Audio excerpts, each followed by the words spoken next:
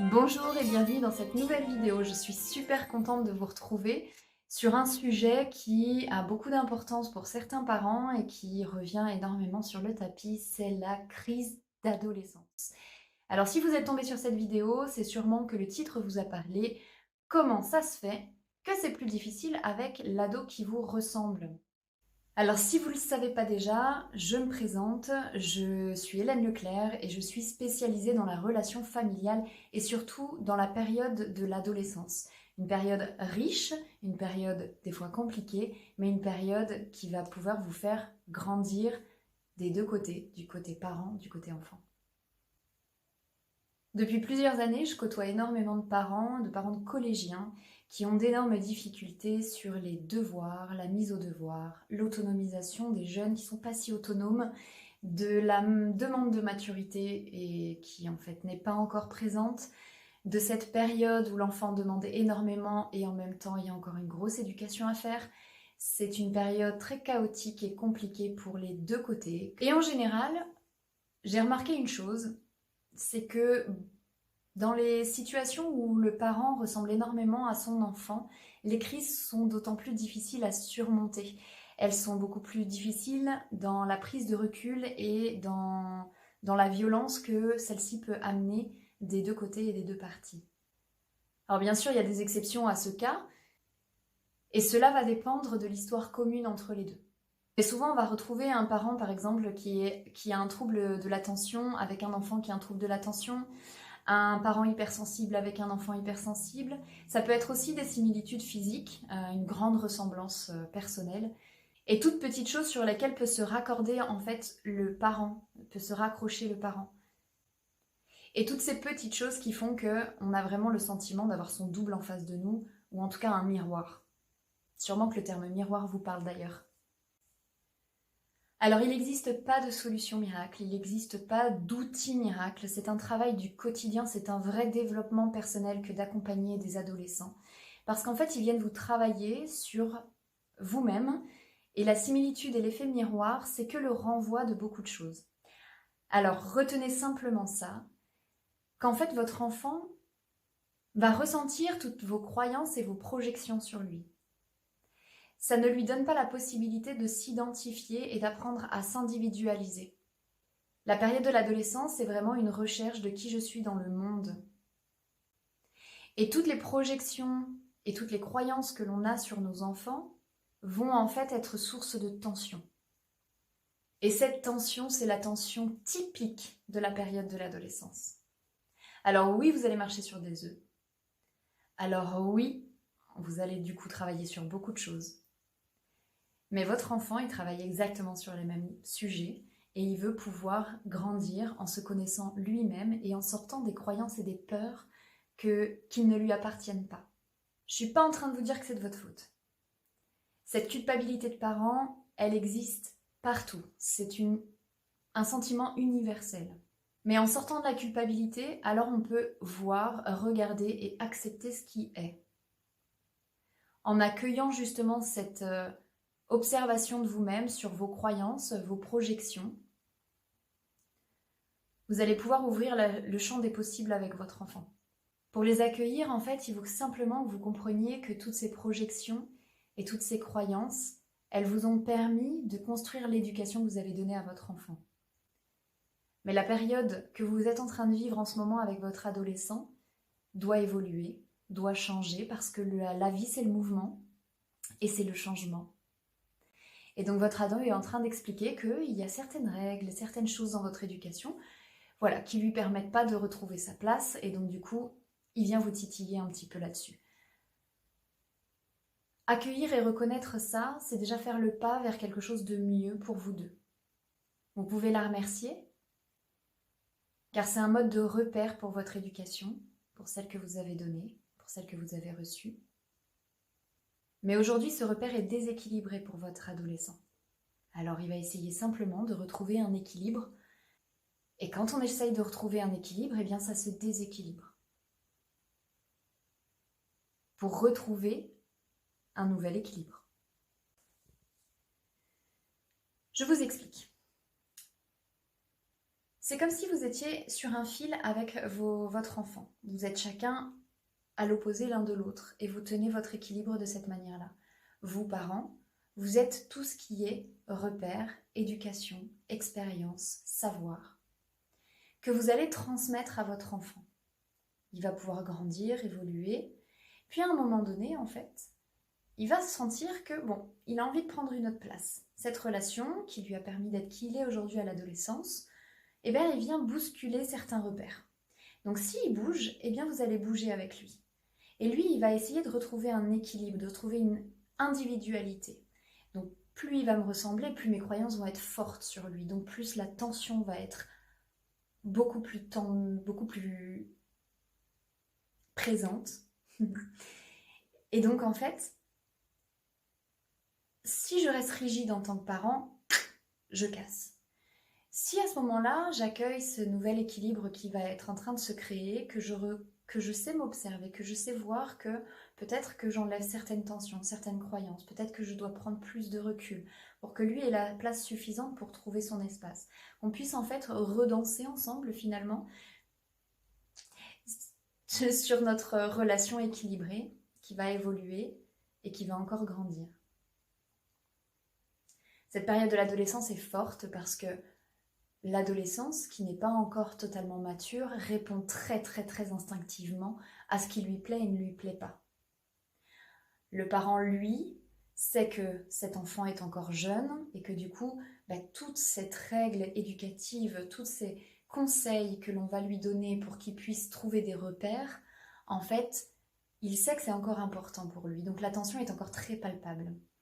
Plus il va mûrir et plus l'équilibre va se faire de manière saine et sereine.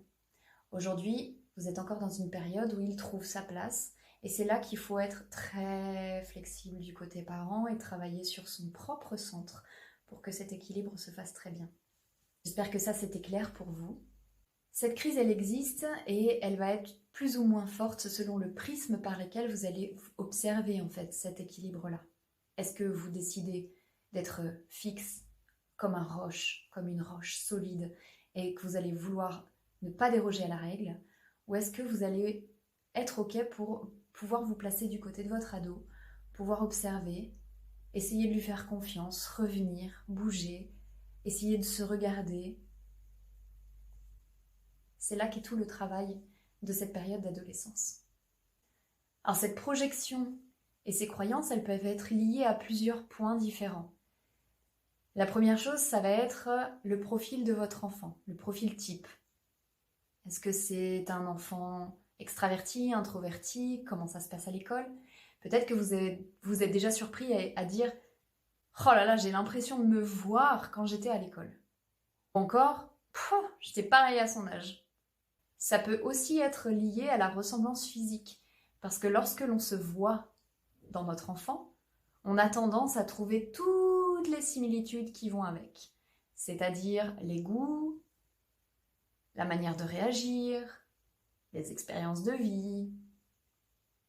Et c'est normal car c'est l'image que l'on renvoie dans le monde. C'est ce que l'on voit en premier de nous. Donc lorsque l'on voit la même chose et que l'on rejette la même image, on a vraiment ce sentiment d'appartenance, de ressemblance très forte et donc forcément d'expérience de vie identique, l'image que l'on renvoie dans notre monde et dans le monde extérieur. Dernière chose, mais des moindres, ça porte des croyances moins importantes et des projections moins importantes, mais ça vaut quand même le coup d'en parler, c'est la similitude d'expérience de vie, c'est-à-dire un copain ou une copine qui ressemble à celle qu'on avait eue quand on était jeune, un prénom, une projection de vie, c'est-à-dire votre enfant va avoir envie d'être scientifique et vous aussi vous avez eu envie d'être scientifique. Des petites similitudes comme ça de goût, d'histoire, qui en fait vous fait voir votre propre histoire et du coup vous anticipez des choses que vous avez déjà vécues. Alors c'est pas tout de se rendre compte de ça. Qu'est-ce qu'on en fait? Rendre compte, c'est un premier pas. Et si vous vous en rendez déjà compte, bravo, chapeau. Si ça vient avant que ça ne se produise, que vous soyez dans le conseil, dans la projection relationnelle tout de suite, si vous avez ce recul de vous rendre compte que vous allez le faire, retenez-vous, respirez et demandez-vous quelles sont les peurs que vous avez pour votre enfant. Et posez plus de questions à votre ado. Il a plein d'idées et plein de réponses à vous donner. Rentrez dans le dialogue et dans l'écoute. Si par contre vous êtes déjà dans la réaction spontanée et que le conseil est parti trop vite, que votre phrase est sortie toute seule et que vous ressentez que votre ado, il n'est pas d'accord avec ça, parce que pour lui c'est pas juste.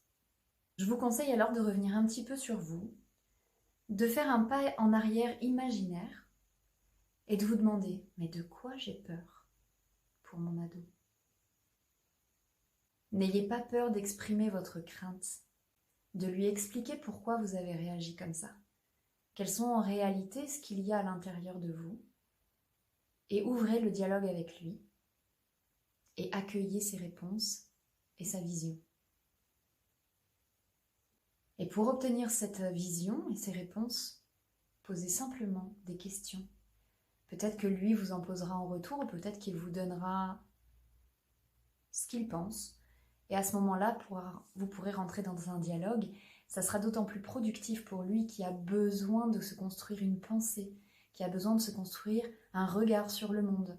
Vous allez pouvoir l'aider en lui posant des questions et en lui disant que vous n'êtes pas non plus parfait et que la perfection n'existe pas, mais que par contre, on peut s'observer et on peut se regarder, on peut dialoguer.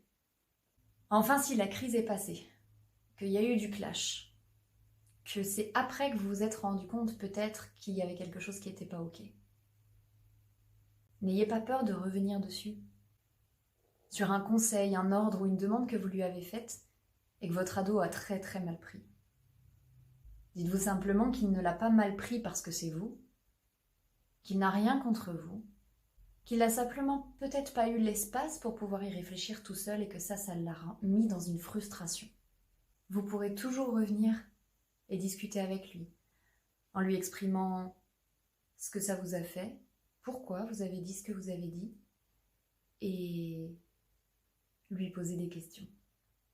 Dites-vous que vous formez une équipe ensemble, une équipe pour grandir, parce que jusqu'à son adolescence, vous avez grandi en tant que parent avec lui, et vous continuez encore. Et que dans une équipe, on est toujours en train de chercher cet équilibre. Vous, le parent, comme j'expliquais tout à l'heure, l'enfant, et si on est une équipe, on travaille ensemble. Vous avez vos expériences, vos croyances, vos projections, vos peurs, vos savoirs. Et lui, il va avoir tout ce qui est l'ambition, l'envie de prendre des risques, l'envie de s'individualiser. Et donc ensemble, vous formez une équipe. Et cette équipe, eh bien, comme un curseur, il faut qu'elle trouve son équilibre. Pour trouver cet équilibre, il y a un petit exercice facile. Ce qu'on appelle en communication non violente, le OSBD. O pour « je m'observe », de quoi j'ai peur, quelles sont mes craintes, qu'est-ce que je ressens. Le S comme « ressentir », qu'est-ce que je ressens face à ça? Qu'est-ce que ça me fait lorsqu'il me dit ça? Le B, dans l'expression de ses besoins. Eh bien écoute, voilà, j'observe ça, je ressens ça, j'aurais besoin de ça. Et faire la demande. Je demande, après avoir observé, ressenti et compris mes besoins, je peux demander et exprimer quelque chose à l'autre. L'autre alors est en capacité de recevoir ceci, sans culpabilité, sans frustration, simplement dans l'écoute, et peut faire le même travail en retour. Et si vous apprenez ça pour vous, vous apprendrez ça à votre enfant, et votre enfant aura toujours la possibilité de retrouver des équilibres dans ses relations. Vous êtes le pilier de sa première relation dans ce monde, et donc vous êtes le peintre de ses réactions au monde. Je vous invite alors à essayer Monsieur OSBD de la communication non violente pour pouvoir traverser certaines crises de l'adolescence en comprenant que vous avez des propres projections, des peurs qui sont légitimes pour un parent, mais que votre ado est en train de venir transformer pour pouvoir retrouver un nouvel équilibre parce que votre relation évolue, change et vous êtes dans le mouvement de la vie. Je vous souhaite une excellente journée, je vous dis à très bientôt pour une autre vidéo.